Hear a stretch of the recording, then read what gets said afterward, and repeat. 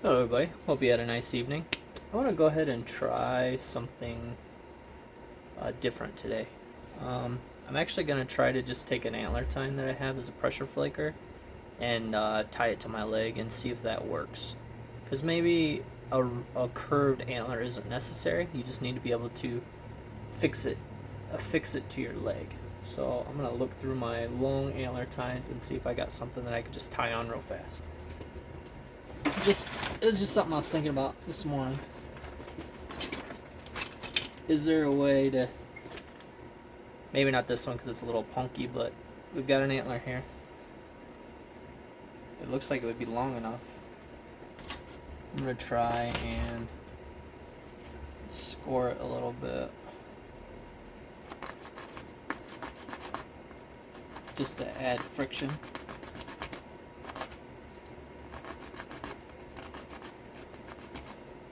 Otherwise the lace will just slip off.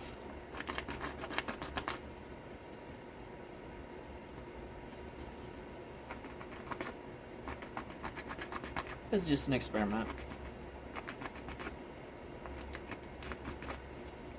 Because this would be a dual purpose tool then. This is also just one of my pressure flakers. I might actually do this on all my pressure flakers. That feels pretty good in the hand. So I got some lace right here that I pulled from the house. I'm just gonna do a rough guesstimate here. Oop. This is just some suede leather lace that I have.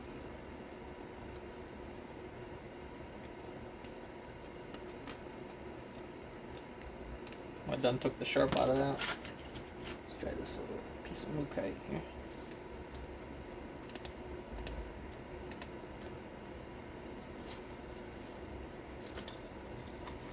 Be that way.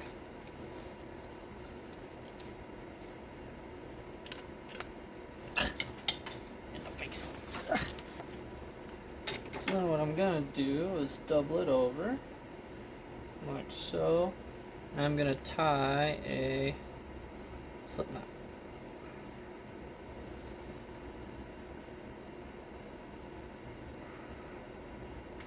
Let's see if we can't just snug that up here. I don't know if this is gonna work. It's just something I was playing around with, an idea. It's just gotta stay on the leg. Nothing fancy, you know.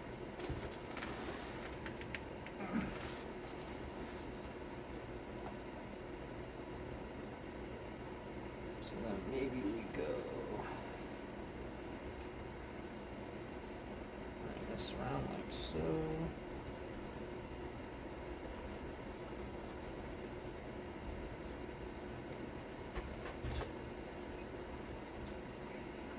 I am.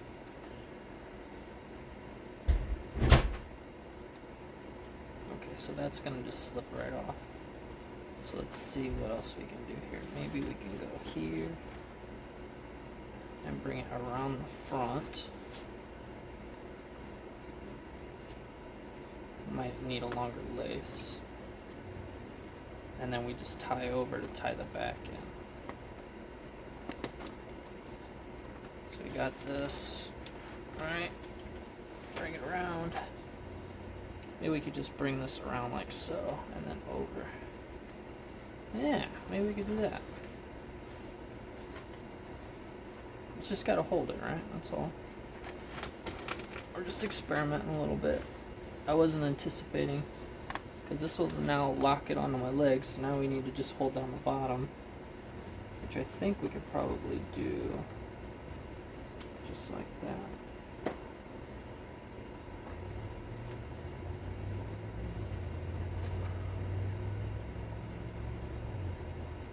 I don't know. If I did that whole thing out of frame, I'm terribly sorry. We'll do it again here. Goodness gracious. But I think that works. I would have to beat on a flake and see if it stays put or not. Just tuck that under one of the laces.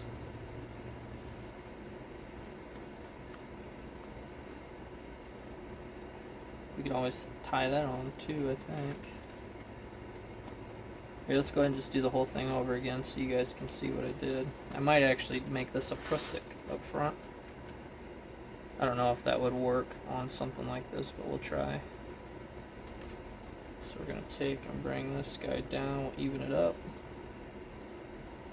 We'll do a clove hitch, tap doohickey. Not a clove hitch, but a hitch.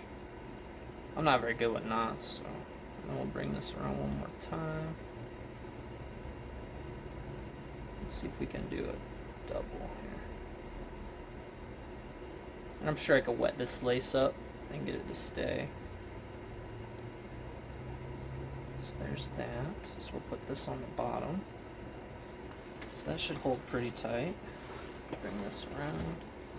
Bring this around. That locks it in. We can bring this over the top. Around. And maybe even just tie it like this on the back end. Like I said, I'm just playing around with ideas at the moment. And I think I did it I think I did it in frame. I don't know if this will work or not. I need a way to secure the back, which might be a groove or a pre-tied lace. I got this figured out. I think that held pretty well. Let's see if it works.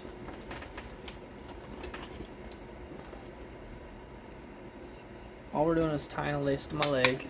We're just gonna play around real fast. Let's play with this guy.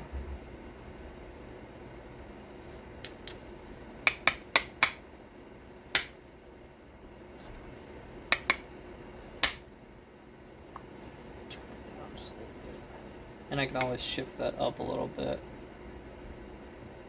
So we're just playing around here. Okay, so it's loose. So I think what I need to do is get this under here.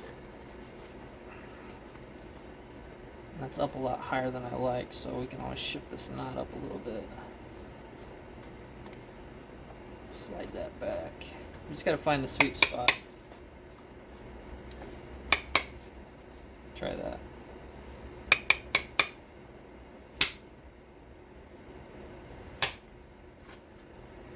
That was my finger.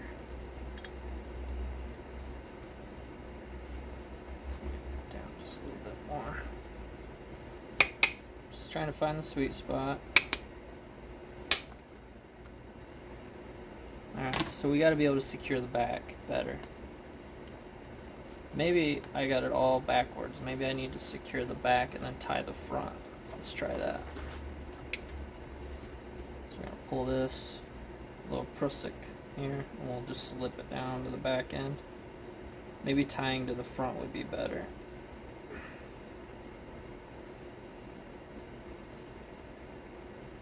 Oops. It's got a little bit more friction here. Let's try that approach. Because if we go here, oh, where are you going? If we go here and bring this around.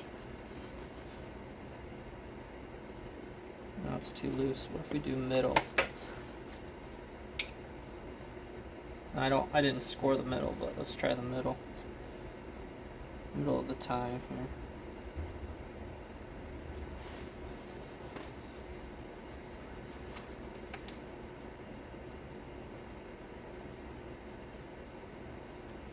Let's see. Dropping stuff here. So I need to be able to secure that. Slide it further to the tip.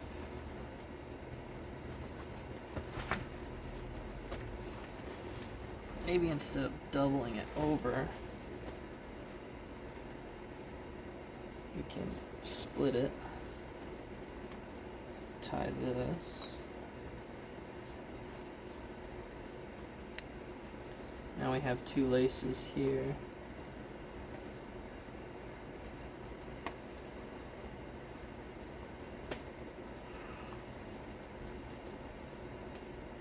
Oh, I think I got it. I can tie this right here. Come on, rascal. Tie it around the back now. Like that. That looks pretty good. That's way more secure. Doesn't feel too bad. Let's put this under here. Let's try that. It just can't be super floppy. Let's see if that works.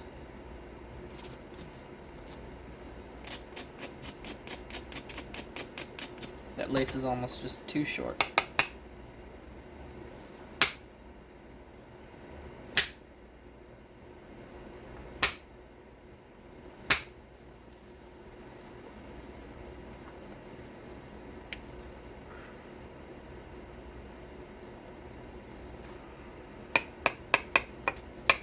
I'm going to ditch the leather since it keeps falling anyway. See if that does anything.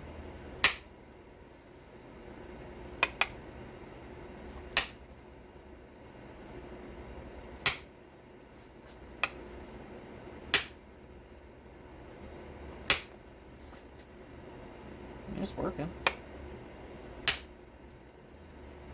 All that is an antler tie and a lace. Nothing fancy.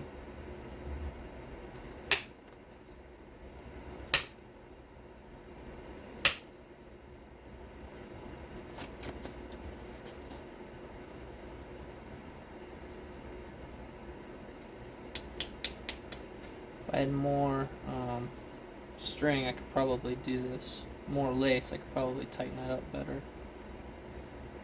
I guesstimated not enough.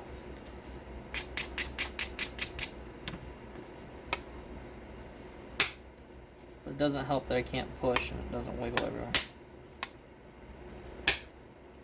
But so it was an experiment. I just wanted to see it rolls too much. Let me try one more thing here. Because another option would be, I don't know if this is going to work, so we're just experimenting here. We're just trying something different. Trying to avoid, so we know we can secure an antler just by doing a type of prosec here, which worked pretty decent.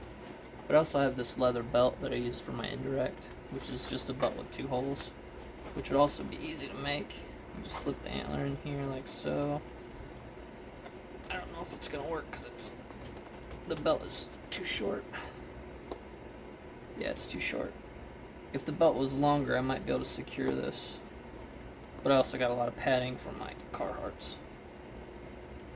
But I would take this and then tie around it, and that cinches it tight. It's just not quite long enough. This is an idea. No. I mean, the other option with the holes works better. It's just it would be more time consuming to make. But it works. This antler is also fairly flat, so it makes it nice.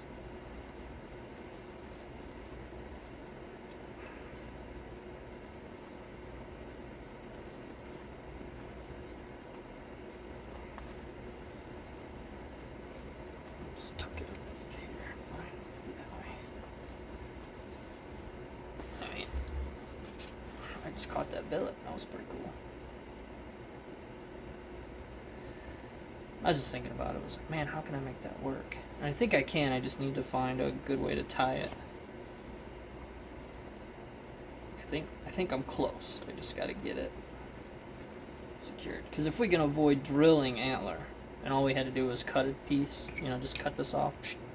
Now we got a dual-purpose tool. It could be a pressure flaker or it could be an indirect system. Scoring it adds grip. So it's like, okay, I want to do indirect, you just tie this to your leg and you're done. Okay, I want to do pressure, you just slip it off. Just dual purpose. I don't know.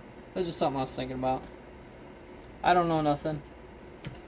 I'm not exactly a history buff or anything like that. It's just, the only thing I can really do is go with what I would do.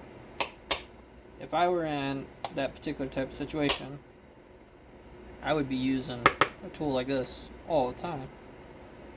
'Cause it's super convenient. But at the same time, would I even known this existed? I don't know.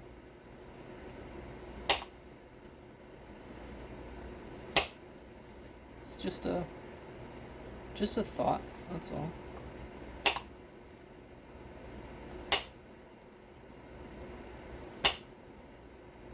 Still don't know what this material is. I haven't been able to figure it out. Kind of reminds me of drywall almost, or chipboard.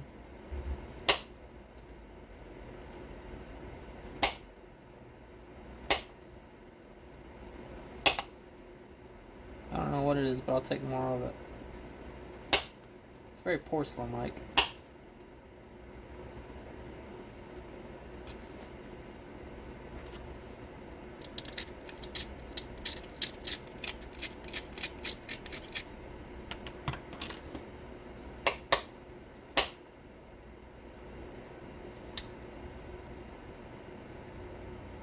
I didn't hit it hard enough. It's okay, we gotta take mass from this side anyway.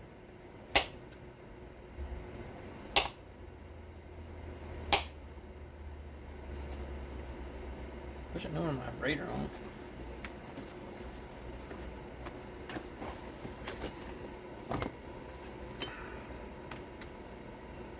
Oh, there it is. It was hiding from me.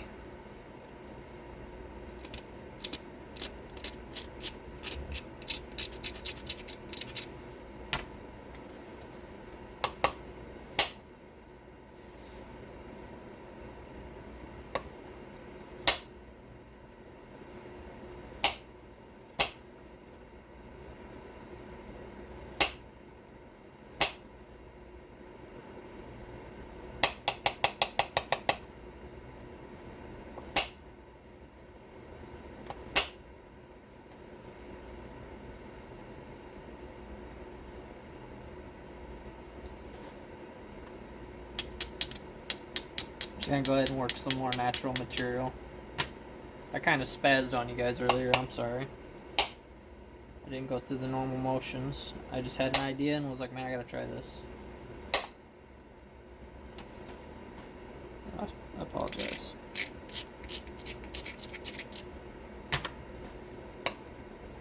I'll get it figured out. I just gotta get the tie right. Once you get the tie right, it would make sense. Maybe just a leather strap with a couple holes in it, man.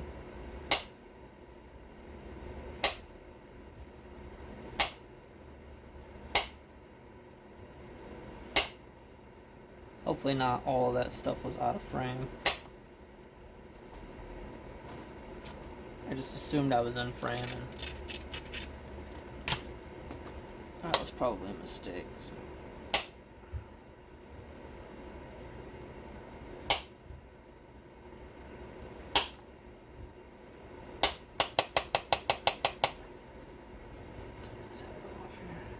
So here's where we're at. Oh, I don't know if you guys saw, or if I didn't take any time to show you before we started, but that's where we're at. We're just trying to get it reduced, and probably gonna do another Madison type.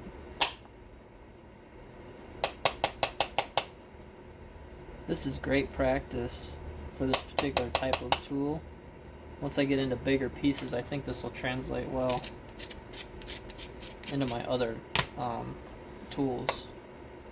I think it'll definitely help a lot.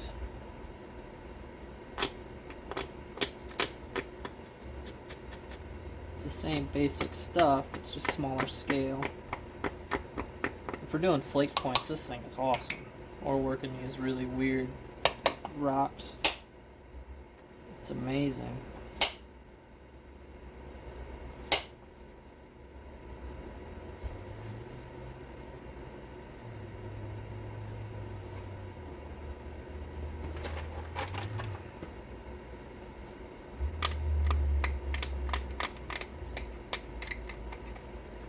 Watched a video on flint knapping tips where he was using wooden billets. I was like, oh, okay, that's an option. I'm always looking for alternatives to Antler, because Antler is expensive. I also like the idea of making my own tools. It's just nice.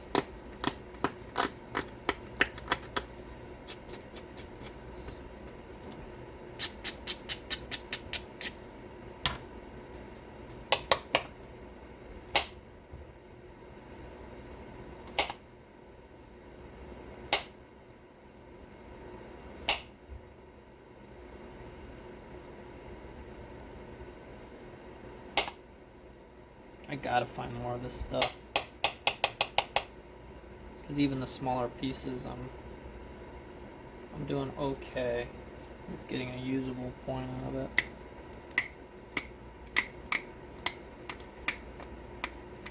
I just wish I knew what it was. I just don't know what the material is. It's gonna bug me.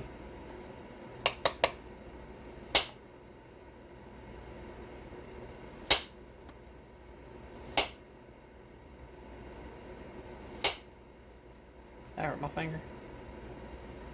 Gotta turn this down. I'm getting hot. There.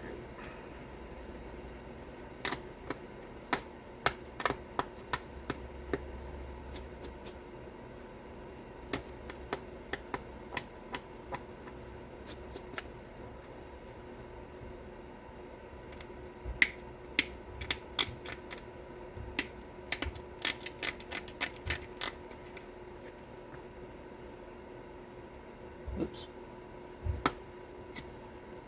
Oops. Hopefully I can get it later. Let's see.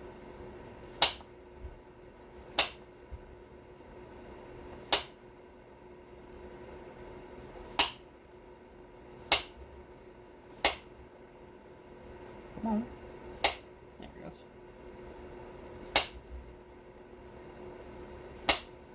Just had to find the right angle.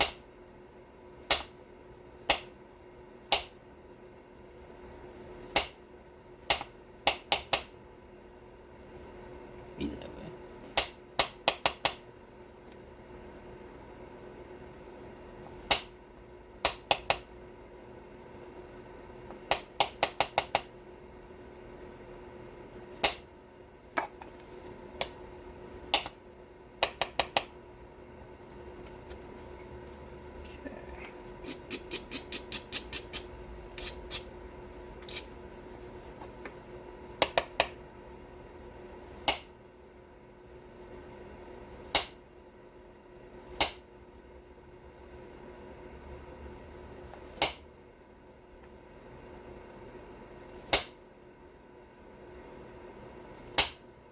That was my finger.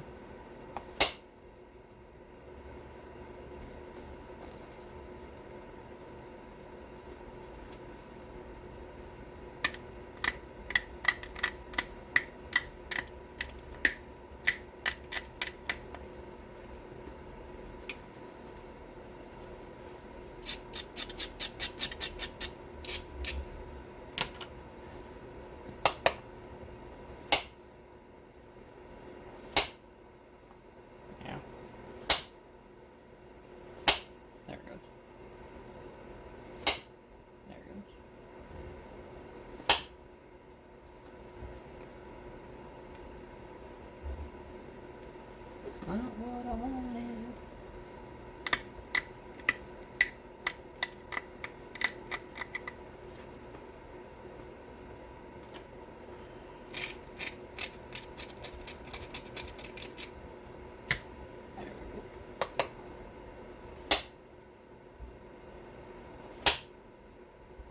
There we go. Got it. Nice.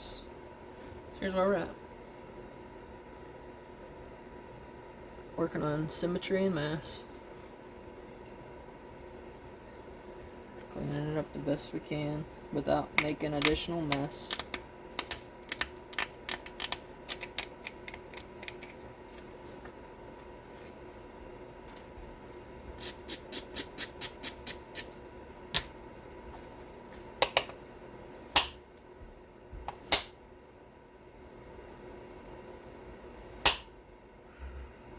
Finger again.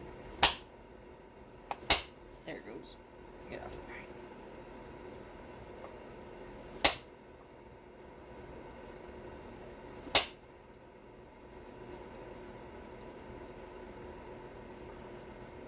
It's a cool flake pattern. It's washed out in the camera, but it's kind of neat.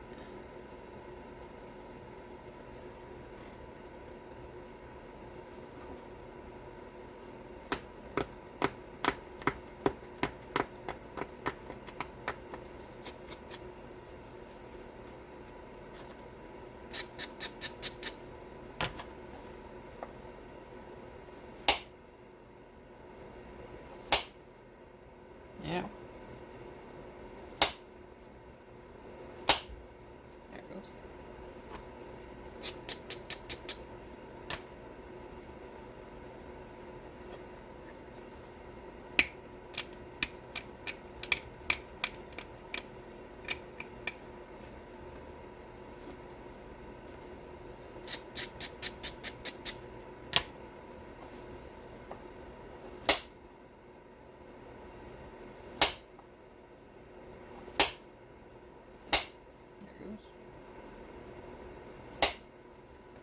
With these smaller points, I like to try to shoot the finger between. I like to try to shoot the flakes between these two fingers here.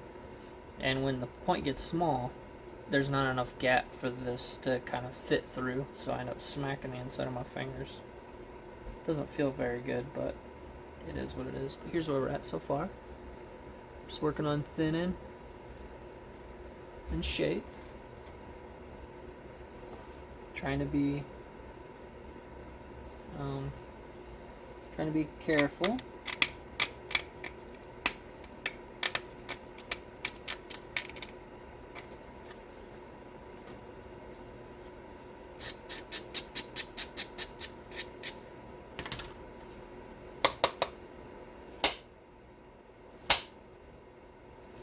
There it goes. There, that one went. That hurt my finger. Ow! There it goes. I need a small pressure flake.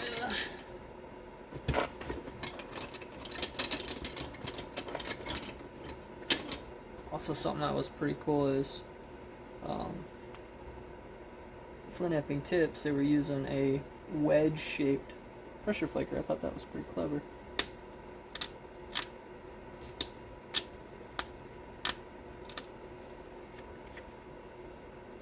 Very clever.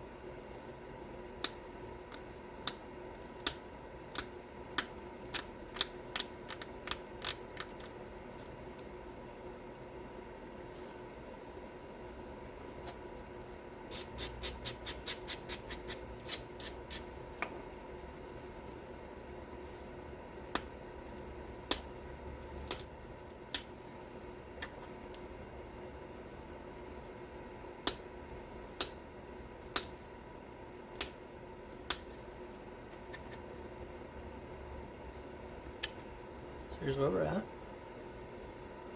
We gotta clean up symmetry. We're working on it. Probably gotta clean up the bottom here.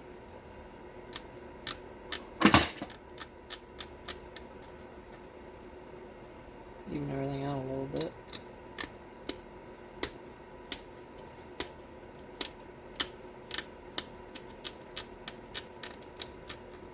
Could make an asymmetric point. That'd be kind of cool.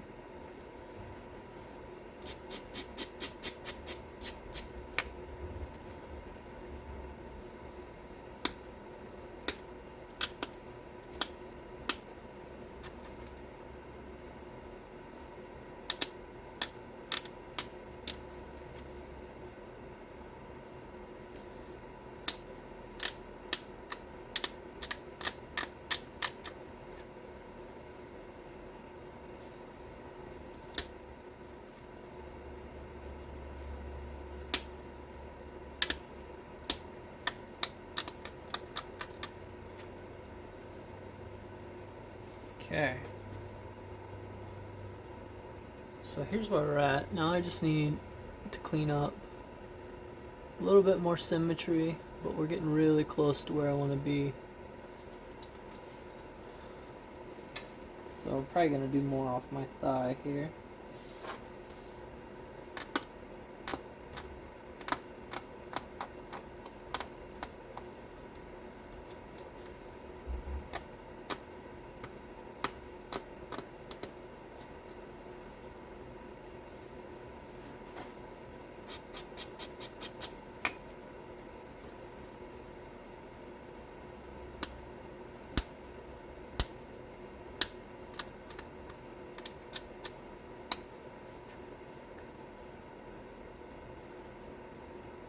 The tip was all wonky, so I popped it all off.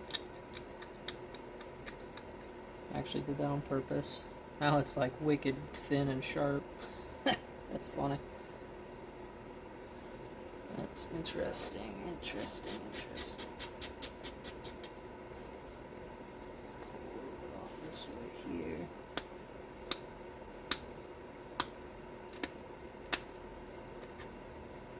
Try not to cause any problem areas.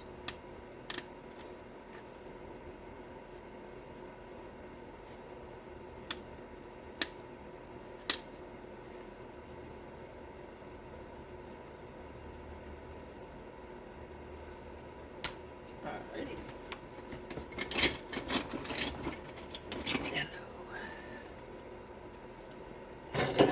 Sharpen this guy up a little bit.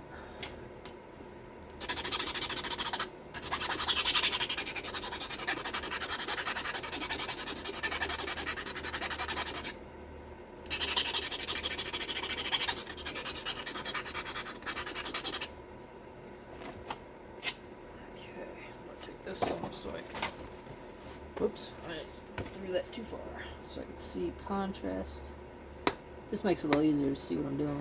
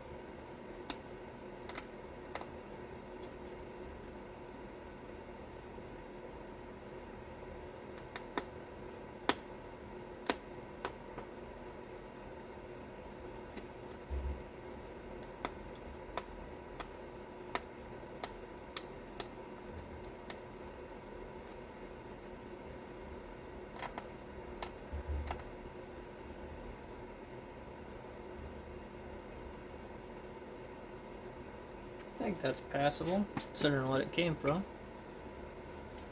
So here's another Madison out of some local material. I'll give you guys dimensions here in a minute. I remembered my caliper this time. So here's where we're at.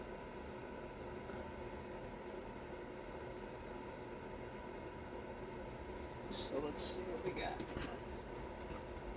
So according to my book,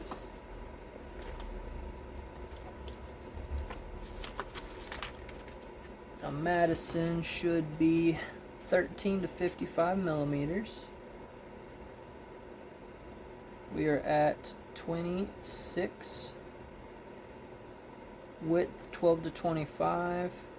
We are at 16. Thickness 3 to 6 millimeters. We are at 4. So I'd say that's probably pretty good.